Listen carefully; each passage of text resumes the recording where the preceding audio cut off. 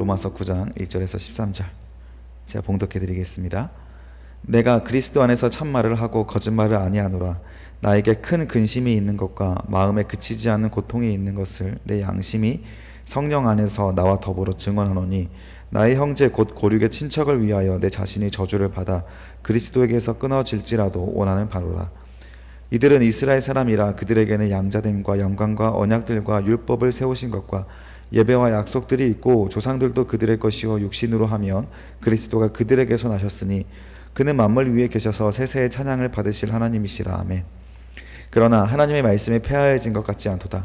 이스라엘에게서 난 그들이 다 이스라엘이 아니요 또한 아브라함의 씨가 다 그의 자녀가 아니라 오직 이삭으로부터 난 자라야 내 씨라 불리리라 하셨으니, 곧 육신의 자녀가 하나님의 자녀가 아니요 오직 약속의 자녀가 씨로 여기심을 받느니라.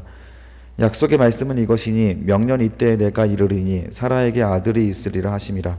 그뿐 아니라 또한 리브가가 우리 조상 이삭 한 사람으로 말미암아 임신하였는데 그 자식들이 아직 나지도 아니하고 무슨 선이나 악을 행하지 아니한 때 택하심을 따라 되는 하나님의 뜻이 행위로 말미암지 않고 오직 부르시니 이로 말미암아 서게 하려 하사 리브가에게 이르시되 큰 자가 어린 자를 섬기리라 하셨나니, 기록된 바 내가 야곱은 사랑하고 에서는 미워하였다 하심과 같으니라. 아멘. 하나님의 말씀 로마서 9장 1절에서 13절 말씀으로 부르심에 의지하여 행동하라, 부르심에 의지하여 행동하라 라는 제목으로 주의 말씀을 증거하겠습니다. 우리가 지난 시간 하나님께서 주시는 성령의 은혜를 가진 성도들이 어떻게 사는지를 우리가 살펴봤습니다. 어떻게 삽니까? 넉넉히 이기며 살죠. 원어로 압도적으로 승리하며 사는 겁니다. 핵무기에 비유했습니다. 재래식 무기가 아니라, 그래서 게임 체인저 정도의 무기가 아니라 압도적인 무기죠. 그래서 전쟁 자체를 예방할 수 있는 것, 이것을 소유하고 있는 것만으로도 대적들은 겁에 질릴 수밖에 없는 무기, 그게 바로 우리 성령께서 우리 성도들에게 주시는 압도적인 힘이라고 했습니다. 우리가 이 믿음만 사용할 수 있다면 우리는 사탄은 어떠한 세상적인 것들을 이용하여 우리를 위협하고 유혹하더라도 우리를 흔들게 할 수 없어요. 우리를 좌지우지할 수 없습니다. 그만큼 압도적인 힘을 가진 자가 성도라서 우리가 그 믿음을 활용하고 하나님을 바라보고 성령의 이끄심을 바라보며 살아보면 우리는 날마다 우리를 이 사망의 몸에서 해방시킬 하나님의 자유함을 누리며 살 수 있다는 거예요. 그러나 바울이 고백했던 것처럼 우리 육신은 연약하지 않습니까? 그래서 자꾸 이 죄의 법이 우리 마음속에 다시 탐심으로 생겨서 자꾸 하나님 앞에 부끄러운 행위들을, 미워하는 행위를 하게 된다는 거예요. 그러나 여기에서 우리가 지지 말고 결국에 결과였죠. 결국 이겨라, 패배하지 말아라. 28장 26절에 성령도 우리의 연약하심을 도우실 테니까 지지 말아라, 그 말씀까지 우리가 살펴봤습니다. 따라서 오늘 그 말씀, 다이너마이트 같이 핵폭탄처럼 주시는 그 하나님의 성령의 능력이, 그 은혜가 어느 정도까지 강력한가, 그 은혜가 어느 정도까지 우리의 존재와 상관없이 우리를 이끌어가는가, 이거를 오늘 말씀을 통해서 다시 한번 살펴보게 될 겁니다. 우리 한번 1절과 2절 보겠습니다. 내가 그리스도 안에서 참말을 하고 거짓말을 아니하노라. 나에게 큰 근심이 있는 것과 마음에 그치지 않는 고통이 있는 것을 내 양심이 성령 안에서 나와 더불어 증언한다. 이제 로마에 있는 유대인들에게 본격적으로 지금까지 유대인들이라고 하는 그 혈통에 의지한 것이 아니라 우리가 믿음에 의지하여서, 은혜에 의지하여서 구원을 받는 영역들에 대해서 계속 강조해 왔다 보니까 이 유대인들에 대해서 이제 본격적으로 우리가 혈통이 정말 아무것도 아니다라는 것을 강조하는 말을 해야 되기 때문에 이런 고통스러운 마음을 먼저 어필을 합니다. 내가 그리스도 안에서 정말 진실된 말을 할 텐데, 예수 안에서 진실된 말을 할 텐데 이것은 거짓말이 아니라 내 진심이다. 그러면서 나에게 큰 근심이 있는 것과 마음에 그치지 않는 고통이 있는 것을 내 양심이 성령 안에서 나와 더불어 증언한다. 바울이 지금부터 해야 될 말이 좀 센 말입니다. 그래서 이 말을 해야 되는 것과 이런 상태에 놓여져 있던 우리 이스라엘 백성에 대한 이야기를 할 텐데, 이 상태가 나도 굉장히 슬프고 아프다, 큰 근심이다, 나에게 인생에 있어서 숙제와 같다 라고 하는 부분들을 바울이 이렇게 어떤 무서운 말을 할지 모르겠지만 서두에 이런 말을 하는 거예요.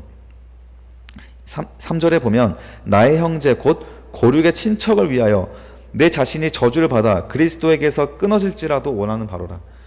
자, 예수 그리스도 안에서의 은혜에서 우리는 사랑을 끊을 수가 없다. 환난과 박해와 이런 여러 가지 고난이 있다 할지라도 예수 안에서 끊어질 수 없다라는 말을 방금 했는데, 지금 9장에 와서 바로 예수 안에서 끊어질지라도 이 말을 전해야겠다라고 하는 정도의 강도로 말하는 거예요.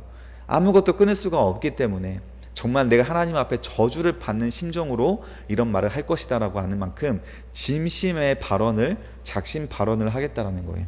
어떤 말일지 궁금하지 않습니까? 4절에 보니까 그들은 이스라엘 사람에 대한 내용이다. 우리 민족성에 대해서 이야기를 해보자. 그들에게는 양자됨, 우리는 어떤 은혜를 받았는가? 하나님의 자녀된 은혜를 받았다라는 것. 양자됨, 두 번째 영광을 받았다라는 것. 이스라엘 백성들이 하나님의 신의 산에서 만났을 때 그들이 목격했고 마주했던 것은 하나님의 영광이었어요. 완성된 성막에서 제사장들이 서 있지도 못할 만큼 충만한 영광이었습니다. 구름으로 임재했던 그 영광, 두려워서 가까이 가지도 못했을 그 엄청난 영광을 받은 민족이 우리 민족이다. 세 번째, 언약들을 받았다. 아담 언약, 그리고 모세를 통해서 주신 언약, 노아를 통해 주신 언약, 다윗의 언약, 여러 언약들이 존재하지 않습니까? 우리에게는 그 약속을 주신 존재라는 거예요. 율법을 세우셨다. 그리고 네 번째로 율법을 세우셨다. 하나님의 계명이죠. 이 계명의 말씀들을 우리에게 먼저 주셔서 하나님이 무엇을 싫어하고 좋아하시는지를 분별할 수 있게 하시고, 죄를 짓지 않게 하셔서 거룩한 민족이 되게 하셔서 우리 민족의 삶의 본을 세상이 바라보고 우리가 세상을 하나님께로 인도할 수 있는 중간다리 역할을 할 수 있는 것이 이스라엘 백성들에게 주신 하나님의 민족성이고 선물이었다는 것. 다섯 번째로 예배를 주셨다는 것.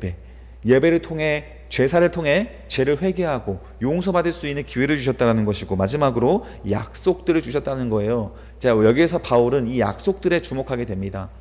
아무튼 이렇게 6가지의 수많은 복을 받은 것이 우리 민족이라 우리는 분명히 특별한 존재가 맞다라는 거예요. 특별한 존재가 맞지만 5절에 보십시오. 조상들도 그들의 것이요 육신으로 하면 그리스도가 그들에게 나셨으니 그는 만물 위에 계셔서 세세의 찬양을 받으실 하나님이시다. 자, 만물의 주인이 되시는 그 하나님이 어느 육신으로 태어났습니까? 이스라엘의 유대인의 육신으로 태어났다는 거예요.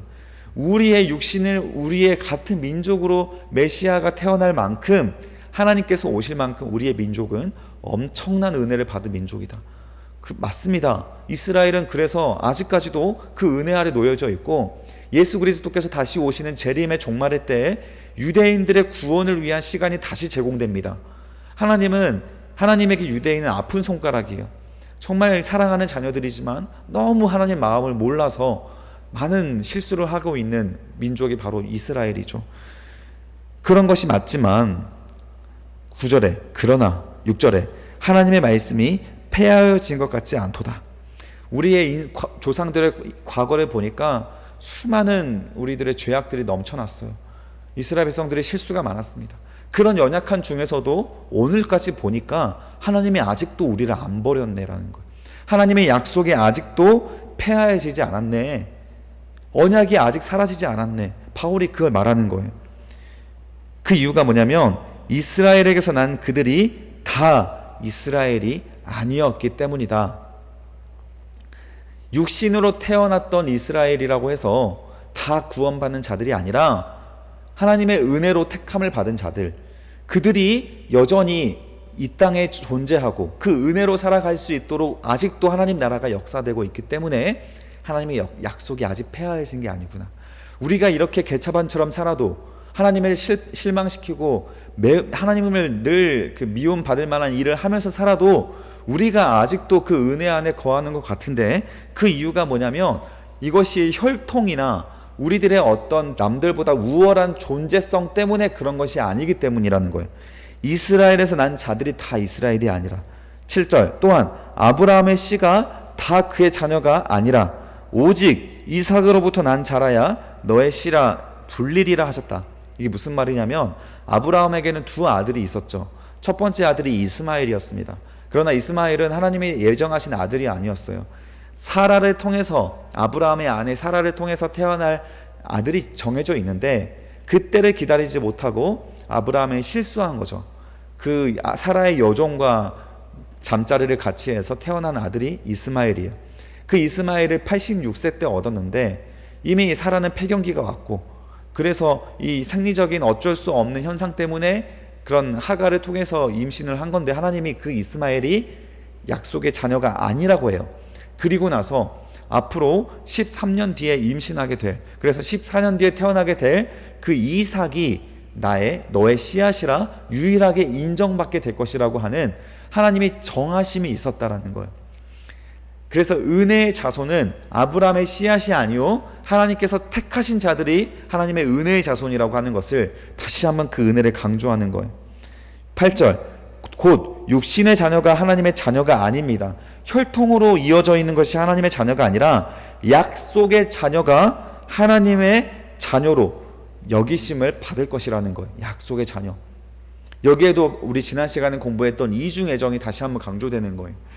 우리가 태어나기도 전부터 오늘 이렇게 아침 묵상을 함께하고 성경 말씀을 동부하고 날마다 기도하며 예배하는 자들, 진심으로 하나님을 사랑하는 자들은 태어나기도 전부터 하나님이 예정하여 준 예정된 자들이라는 거예요. 그들을 하나님께서 죽기까지 이끌어 가시고 마지막 때까지 신앙을 잃어버리지 않게 하셔서 그들의 삶을 통하여 하나님께서 일하시고 사용하여 주시고 하나님 나라로 이끌어 가시는 은혜를 주신다라는 거예요. 따라서 우리가 존재가 남들보다 우월하거나 우리의 행위가 남들보다 잘나서 그것으로 우리가 택함을 받은 것이 결코 아니다. 이걸 다시 한번 강조하는 것, 은혜를 강조하는 거죠. 결국 하나님께서 이 핵무기처럼 주시는 그 은혜가 우리한테 있는데, 그것은 우리의 존재 때문이 아니에요. 우리의 실력 때문이 아니라는 것을 다시 강조하면서 우리가 의지해야 될 것은 그 하나님의 약속이라는 거예요. 창세 전부터 예정되어 있던 그 약속이 우리 가운데 함께했기 때문에 우리가 이렇게 아침 묵상도 하고 예배도 드리고 있는 것이다. 이것을 강조하는 것입니다. 자, 9절에 보면 약속의 말씀은 이것이니 명령 이때에 내가 이르리니 사라에게 아들이 있을 것이다. 명년, 내년에 이맘때쯤에 사라에게 아들이 있을 것이라고 99세 때 아브라함에게 찾아오셔서 하신 말씀이에요. 그래서 그 약속에 의지해서 이삭이 태어났고, 그 이삭은 태어나자마자 약속의 아들이 된 거예요. 약속의 아들. 이해되십니까? 여러분들이 은혜를 받아서 지금 이 자리에 함께하고 있다면 여러분들의 실력이 아니라 여러분들이 약속의 아들, 딸이기 때문에 그런 거예요. 그래서 들리고 보이는 거다. 이걸 강조하는 거예요. 그런 약속의 자들이 하나님을 의지하며 살아간다면 그 약속에 의지하여 우리가 이 땅에서 얼마나 큰 하나님의 뜻을 이루며 살아갈 수 있겠습니까? 절대 사탄에게 넘어가지도 않고 패배하지도 않은 자로 살아갈 수 있다는 거예요. 10절에 보면 그뿐 아니라 또한 리브가가 우리 조상 이삭의 한 사람으로 말미암아 임신하였는데 그 자식들이 아직 나지도 아니하고 무슨 선이나 악을 행하지 아니한 때에 택하심을 따라 되는 하나님의 뜻이 행위로 말미암지 않고 오직 부르시는 이로 말미암아 서게 하려 하사. 자, 이삭이 또 그렇게 리브가를 맞이하게 됐는데 이삭의 아들이 마찬가지로 야곱과 에서 아닙니까? 에서와 야곱. 그런데 이 에서 야곱이 태어나기도 전에 하나님께서 미리 정하신 또 은혜가 있다라는 거예요. 그게 뭡니까? 12절에 보니까 리브가에게 이르시되 큰 자가 어린 자를 섬기리라. 큰 자가 첫째 쌍둥이인데 먼저 태어나는 자가 에서, 작은 자 둘째가 야곱이잖아요. 그래서 에서가 야곱을 섬기게 될 것이다. 그러면서 말라기서를 인용합니다. 13절 보니까 기록된 바 내가 야곱은 사랑하고 에서는 미워하였다 하신 것 같다. 아니, 태어나기도 전부터 하나님께서 야곱에 대한 선택이 있었고 에서에 대한 미워하심이 있었다라는 거예요. 그러면 우리가 주목해야 될 게 무엇입니까? 야곱의 은혜를 주목하라는 거예요. 여기서 꼭 자꾸 좀 의심병이 있는 사람들은 이 에서는 왜 태어나기도 전부터 미워하는데 라고 하는, 지금 에서를 포커스를 잡는 게 아니에요. 여기에도 하나님께서 뭐 뜻이 있지만, 그래서 어쨌든 하나님께서 야곱에게 그 은혜를 태어나기도 전부터 선택하셔서 그 야곱으로 인하여서 하나님의 뜻이 이루어지지 않습니까? 야곱의 12아들이 이스라엘의 12지파가 되고, 야곱의 12아들 중에서 네 번째 아들이 유다에서 다윗이 태어나고 다윗 왕이 나오고 다윗의 후손에서 예수 그리스도께서 오고 그 예수 그리스도의 영적 계보로서 우리가 계속 지금 그의 하나님의 자녀가 되어서 살아가고 있는 것 아닙니까? 다 이 하나님의 섭리가 예정되어 있음으로부터 시작되었다는 거예요. 예수 그리스도의 십자가는 또 어떻습니까? 예수님께서 태어나시고 이 땅에 하나님께서 예정되신 대로 메시아로서 태어났지만 십자가에 달려 죽으실 것도 미리 예정하셨어요. 그래서 예수님은 죽임을 당한 것이 아니라 죽으신 거예요. 하나님의 의지로 계획된 것으로 인하여 철저하게 사탄을 이 땅에서 사망의 권세를 이기시고 우리로 인하여서 생명의 권세로 생명의 성령의 법 안에서 살아갈 수 있도록 미리 예정하심에 따라서 하나님께서 주관하고 계신다라는 거예요. 오늘날 2024년도 7월 오늘까지 하나님의 역사가 이루어지는 모든 순간순간들이 다 하나님의 은혜 가운데 있다라는 것을 강조하고 있다라는 거예요. 따라서 오늘 하루가 그냥 찾아오는 하루냐? 절대 아니라는 겁니다. 하나님이 수천 년 전부터 예정되어 있던 하루고 우리들의 인생이기에 우리가 오늘 하루를 죄 가운데 앉아서 에서를 미워한 것처럼 하나님의 미움을 받아가며 살아갈 존재가 아니라는 거예요. 이런 하나님의 강력한 은혜로 인하여 오늘까지 우리가 이르게 되었음을 믿는다면 오늘 우리의 하루의 고백과 바라보는 시선과 들어야 할 말씀들, 들리는 말씀들, 우리 마음판에 새겨질 말씀들은 전혀 다를 것이 된다는 겁니다. 세속적인 것들에 흔들리지 않을 수 있어요. 용감할 수 있습니다. 담대할 수 있습니다. 조급하지 않을 수 있다는 거예요. 왜 한숨이 나오냐는 거예요. 왜 절망이 나오냐는 거예요. 하나님의 모든 시간들이 하나님 안에 있는데 자꾸 그것을 바라보지 못하고 우리들의 시계 안에 하나님을 넣어두고 있으면 우리는 답답해 죽습니다. 아브라함이 이삭을 기다리지 못한 것도 자신의 시계 안에 100년이라는 인간의 인생 안에 하나님을 가둬놨기 때문에 못 기다리고 이스마엘이 태어나게 된 거잖아요. 그것처럼 우리는 그 하나님을 믿음을 가지고 살아갈 때 은혜를 온전히 누릴 수가 있고 이 땅에 살아갈 때 사탄에게 속지 않으며 살아갈 수가 있습니다. 오늘도 사탄의 수많은 속임수가 여러분들에게 제공될 거예요. 그 속임수에 넘어가지 않고 은혜의 자녀로서 살아가라는 거예요. 그런데 우리가 한번 주목해 봐야 될 것이 하나님께서 미리 택하신 바가 우리의 선행과 악행으로 인한 것이 아니라고 한다면 우리가 이 땅에서 악행을 행해도 되는 것입니까? 그렇지 않다라는 거예요. 결과적으로 에서가를 보면 하나님을 떠나 살아갑니다. 신앙 공동체에서 벗어나고 야곱은 어쨌든지 하나님 앞에 방황하긴 했지만 130살에 돌아와서 하나님의 은혜를 고백하게 되는 거예요. 결국 행위조차도 하나님의 은혜의 주권 아래에서 하나님을 사랑하는 온전한 행위가 이루어지도록 하도록 하나님의 인도하심도 있습니다. 따라서 하나님의 예정하심과 우리의 택하심은 하나님의 영역에게 넘겨두시고 우리는 그 말씀을 받아 오늘 이렇게 귀를 열고 눈을 열고 있으니 우리는 세상 사람들과 남다르게 하나님의 은혜에 사로잡혀 살아갈 수 있는 믿음의 용사가 되어라. 그 고백을 오늘 바울이 또 우리에게 주고 있다라는 거예요. 여러분, 우리는 부르심을 받은 자입니다. 그래서 이 말씀을 공부할 수 있는 눈과 시간이 있는 거예요.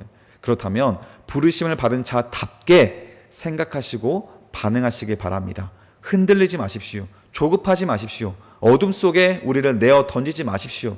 하나님의 때가 있습니다. 하나님께서 여러분들을 들어 사용할 때가 있어요. 그것을 인위적으로 조장하실 필요가 없습니다. 하나님께 내어드리고 맡기십시오. 흔들리지 마십시오. 사도행전 우리 공부할 때 바울에 대한 이야기 공부하지 않았습니까? 하나님께서 반드시 로마를 보아야 하리라 했지만 바울에게 찾아왔던 시간은 2년 동안의 억울한 감옥 시간이었고 4번의 재판 속에 죄 없음, 혐의 없음을 판정을 받았음에도 불구하고 풀려나지도 못했고 그러나 그 하나님의 은혜 가운데 로마 군사의 보호를 받아 로마까지 향하지 않습니까?